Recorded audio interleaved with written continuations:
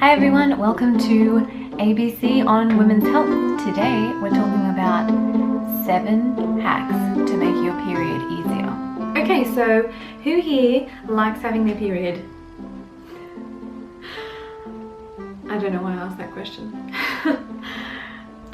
So periods can be okay for some people, like just a little bit of an inconvenience, and the other end of the scale, periods for some people can put them out of action for several days.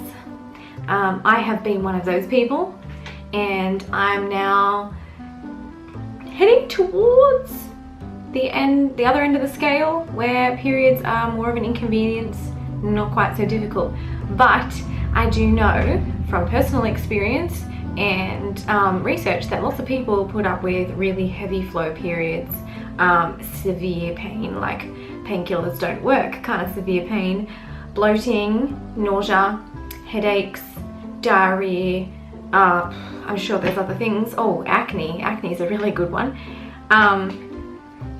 So there's all sorts of horrible things that can come with having a period, and most of those things that I've listed I have absolutely had many times just because I had my period. So fun times. Well, despite where you are on the scale of good or bad periods, every single one of us wants to have the best week possible at that time of the month. Well, I've got some great news for you. Because of my experience with some of those pretty horrific symptoms, I have actually put together a list of 7 hacks for making your period easier, and these are some really good tips, and they have definitely made a difference in my life, and hopefully they will in yours as well. So obviously the first thing that we head towards when we have any sort of period pain is either a heat pack or painkillers. And if you're anything like I have been in the past, with pain that gives you vomiting and diarrhea, then the first thing you would try is usually painkillers. Now, I got to the point where painkillers weren't doing enough. They weren't doing anything. In actual fact, I was overdosing on painkillers all the time and mixing them up, you know, drug cocktails, lots of fun. But still, drugs sometimes are just not enough to help you get through that week and keep it easy and simple. So, one of my first top tips for keeping your period easier is probably not the healthiest tip that I have, but something that I learned when I was desperately in pain and those painkillers just were not working fast enough, and that is caffeine. We all love coffee. Well, most of us love coffee. I love coffee. Tea's pretty good too. All of these things have caffeine in them. Some herbal teas don't, but most regular black teas and instant coffees have some level of caffeine in them. So the reason I mention this is that actually drinking something with a mild, and underline mild, dose of caffeine in them can actually help the painkillers to work faster. So if you're in desperate need of painkillers and they are just going to take way too long to work, one of the best things you can actually do is sit down and have a nice hot cup. Okay, so caffeine aside, I have my next tip, and for these next few tips I'm going to bring out my magical Mary Poppins bag, which is actually the incredibly gorgeous bag that they send unique presenter kits in, which is the makeup company I just joined with. So pretty gorgeous, isn't it? So my second hack for keeping your periods simple and easy, or as easy as they can be, is herbal teas. Now, this might sound like a bit of a quack remedy to you. You know, if drugs don't work, why would a herbal tea work? But bear with me, I do have some good advice here. Peppermint tea is one of the best things because it helps to ease your nausea, and it helps to reduce headaches or migraines that you might get from having a period. It can also help to relax you. Another thing that is really good is raspberry leaf tea. Now this one here is organic, which I would highly recommend if you're going to drink a tea. It should be organic, because the ones that aren't, they actually get covered in all sorts of nasty chemicals to kill pests and to kill weeds, and most of the plants would have to be genetically modified to not die when they spray for weeds, which means that some of those chemicals are going to go into your body when you drink the tea. So one of the best things you can do if you're going to drink tea is to make sure that it's organic, so you're not getting any of those nasty chemicals. Raspberry leaf tea is incredibly good. It says here on the front, 100% pure herbs to help tone and support uterine health. Now, who doesn't want a toned uterus? Oh, just dropping stuff. So the other thing about raspberry leaf tea is it can also help with your digestion. Possibly not something you would want to take if you did have diarrhea from your pain, but some pain in your period can actually be related to your bowels, because our bowels and our uterus are so closely connected, and oftentimes the bowel gets all mucked up because of what's going on in the body, and you can actually be getting pain from your bowel contributing to your overall period pain. And taking some raspberry leaf tea can help to aid with your digestion, to get that stuff moving, so that that sounded really gross, so that you can feel better sooner. And it also does help to ease pains and cramps, because it is helping to keep that uterus healthy. Another herbal tea that I have for you that is really, really helpful is spearmint tea. Now, this one is much nicer to drink. Raspberry leaf tea is kind of disgusting. This one is much more pleasant to drink. It's not got a really strong minty taste like peppermint, but just a light minty taste. If you don't like mint, this one is definitely better. But it's really good for you in lots of ways. It actually helps to balance your hormones, and it can help to calm your tummy down. So spearmint tea is really good for balancing out those male hormones in your body, and which can help reduce your stress levels, which in turn reduces your pain. So that's a really good one to take as well. Actually, it tastes quite nice. I like drinking it in the mornings. All right, tip number 3. Who here gets chocolate cravings when they're on their period? I do. I really like to eat a lot of chocolate when I'm on my period. But did you know that one of the reasons we crave chocolate is because it has traces of magnesium in it? I know, it sounds kind of weird, but when you're stressed, when your body is stressed, you actually use up magnesium a lot faster. And one of the reasons that we crave things is because our body knows that it needs something, and it remembers getting that from somewhere. And so chocolate is actually one of the best sources for magnesium in our diet these days. I wouldn't recommend eating chocolate for magnesium. I recommend no less than 70% dark chocolate, because otherwise you're just getting a lot of dairy and sugar.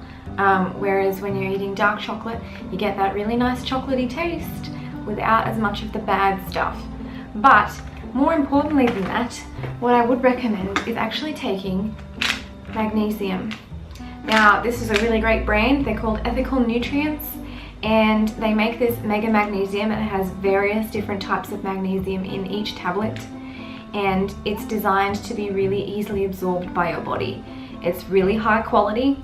They are a little bit pricey, but the bigger the bottle, the less you pay per pill, essentially. And you can take up to 3 of these a day. Now, I take these daily regardless, because they actually help to monitor your stress hormones and your cortisol levels. They help to keep them at a really nice low, so you don't get too anxious or too stressed. They're actually really good for managing mild anxiety, stress, and depression issues. So definitely worth looking into magnesium and what it might be able to do for you if you have any of those issues. Which, to be honest, we all have some of those issues from time to time, but I know for some people it's a little bit different. So I would recommend doing some research into this. The other thing about magnesium is that it can actually help to reduce muscle cramping. Now, if there's anything we know about periods, it's muscle cramps. So taking some of these when you're on your period can actually make a big difference to how much cramping and contraction pain you get. Tip number 4 is hydration. Now, this one doesn't fit in my Mary Poppins bag. This is my 2.2 litre water bottle, which I bought recently. It's been really, really helpful because I find it can be quite difficult to monitor how much water I'm drinking by how many glasses I'm drinking every day, or if I have like a small 600, 750 ml bottle, to know how much to get through at a certain time. Whereas if I have 2.2 liters, it's really easy. I've got to get halfway through by about midday, which I'm getting there, but we'll see. Obviously I don't force myself. If I really can't drink, then I can't drink, but I tend to try and sip it throughout the day, and it's actually not such a big deal if I have to just take a mouthful of water every so often to work my way down by midday. I actually find that the more I drink, the more I need to drink, which might sound funny to you, but you might realize that by drinking more, you actually don't end up going to the toilet more. In fact, your body will probably just absorb it. It's only when you gulp large glasses of water at once that actually causes you to flush your system and go sooner. I feel like we've covered this bathroom issue a couple of times now. Okay, the other thing about staying hydrated is that because we can sometimes lose a lot of blood when we're on our period, we're actually losing a lot of moisture, and to not replenish that is only going to make you feel worse. Maybe the last thing you want to do is drink water, especially if you're feeling nauseous, but you may find that it will make a big difference to both of those things. It can also help to reduce feelings of dizziness and headaches when you're on your period, which is really, really helpful, and it's really important to just be hydrated all of the time. So, tip number 5 is a funny one. This one is clary sage oil. Where did I put it? Here it is. Oh, no, that is not clary sage oil. It's lost in the great abyss. Here is my clary sage oil. I don't know if you can see that. There we go. This one was a gift from my sister, and it's really stinky. It smells gross. You can get used to it, but to be honest, it smells yucky. But anyway, this one is a little miracle in a bottle. So it can actually reduce pain, and it helps to calm you. Apparently, really stinky fragrances can actually help to calm you. So what I do is I mix a few drops of this, 2 to 4 drops, with probably a teaspoon of a carrier oil, which I use grapeseed oil. I don't know if you can see that. Let it focus. No, it's not going to focus. Okay, it's called grapeseed oil. This one's organic, and you can also use olive oil or basically any other carrier oil, almond oil, whatever you have in the house.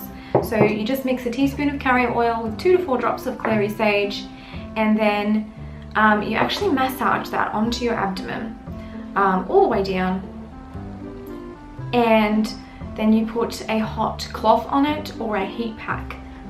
I like to put a hot cloth on first and then a heat pack, because that way the stinky smell doesn't get on my clothes so much. And you just have to sit there with this stinky smell and the heat pack on you. But I tell you what, it really works. It's one of those things that I was like, yeah, if painkillers don't work, essential oil's not going to work either. But I tried it, and it's not like a painkiller. It doesn't just hit your system and everything vanishes, but it made a difference when painkillers wouldn't make a difference for me. So I recommend trying this. If nothing else is working for you, give it a go. It's worth being stinky for a few hours. It does come off in the shower, I promise, and you will want to wash your clothes and probably your bed sheets or anything you've been sitting on. It smells. So tip number 6 is organic pads and tampons. So this is one of the leading brands that does organic at the moment. This is, I don't know if you can see that, but it's Tom. Poor Tom. He's on tampons now. It might sound strange to you, but it's like I was talking about with the tea. Cotton is usually what our pads and tampons are made from, and it has to be genetically modified to withstand pesticides and herbicides, which are the chemicals that kill the weeds. So any of those things going into your body actually kill the good and the bad bacteria inside your body.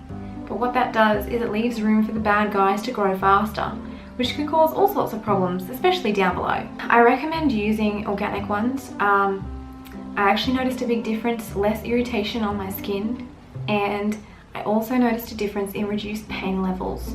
I don't know if this is the same for other people, if other people have had similar experiences, and I can't guarantee it. I haven't found any research on it. Feel free to do your own. If you find something, absolutely comment, let me know where you found it. I'd love to know. But I did personally find that it made quite a lot of difference to me. But not only that, it's really important for both your vaginal and your hormonal health to take care of those good bacteria that keep your skin and your insides healthy. It's so important. Alright, so tip number 7. This is lucky last. This one is sleep. Now, I know you're all thinking, yeah, we know, everyone's got to sleep. But as women and in today's society, it's really easy to get caught up in the busyness and to feel like we don't want to get left behind. And if you're not feeling well, that you have to just cover it up and push on and act like nothing's wrong, especially in the society we live in where women are supposed to be able to do everything that men do and do it better. And what I would say is that if you're suffering from period pain, it is so important that you give yourself the time that you need to recover, because if you wear yourself out now, the rest of your month is going to be worse and harder to get through. And so from my perspective, if you're suffering, it's so important that you get the sleep that you need and the rest that you need and take care of yourself. In this time, you will recover faster and the rest of your month will be so much better. Now, if you're someone who struggles to sleep a little bit when you're on a period, I find I can be a little bit stressed and anxious about nothing. Sometimes very depressed to the point of crying about nothing. Something that I found that actually helps a lot with sleeping is lavender oil. Now, this is something that you've probably heard of a lot. Now, this is not an essential oil promo. I don't even sell essential oils, so I'm not getting paid for this. It's not sponsored or anything. I'm only saying this because I really want to help you guys. So here's my lavender oil. You can buy this one from the supermarket. I don't know if you can see that. There we go. You can buy this one from Woolworths or Coles or basically any other shop. The Thursday Plantation brand is pretty big and popular. This one's really good, and all you need is a little diffuser. You just put some water in the top here and about 4 to 5 drops of lavender oil, little tea light candle, and you just set that in your room and let it fill the air, and it helps you to relax, which will help you to sleep. If you don't like having a candle burning while you're sleeping, you can also just mix it with a bit of carrier oil and put it on your wrists or your temples, somewhere where it will absorb into your bloodstream quickly and you will be able to smell it as you sleep. I don't know a lot about essential oils, but I do know that it works. It helps to ease anxiety and stress, which is one of those things that we just happen to deal with a lot when we're on our period. It's like the worst week ever. What I'm hoping though is that these 7 tips will actually help to make it a little bit easier for you. Now, I promise you, if you get more sleep, it will make a difference to how you feel and how quickly you recover and the rest of your month. Thanks for watching. I hope these 7 hacks for making your period easier will be really helpful for you. If you have something that has made a huge difference to you that I didn't mention in this video, please put it in the comments. I would love to know, and I would love for anyone else who watches this video to be able to see that as well. That would make a big difference. And my last and bonus tip, which you get because you watched all the way to the end, is that doing all of these things can actually have an impact on whether or not you get hormonal acne during your period. And it can also impact how quickly that heals. So doing things like drinking more water, getting more sleep, and spearmint tea, magnesium, all of these things are actually really good for your skin health. And I'm one of those people who gets hormonal acne. I don't know if you can see it now, I'm wearing makeup, so it's probably not all that obvious, and it's not so bad now, but it has been quite bad in the past.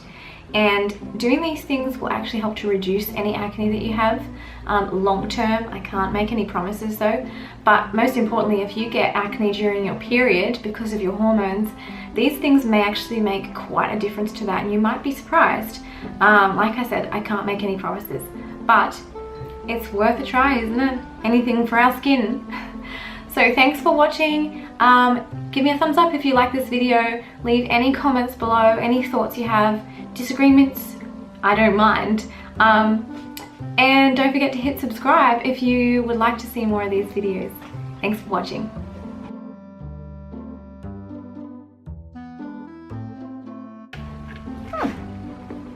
It does fit.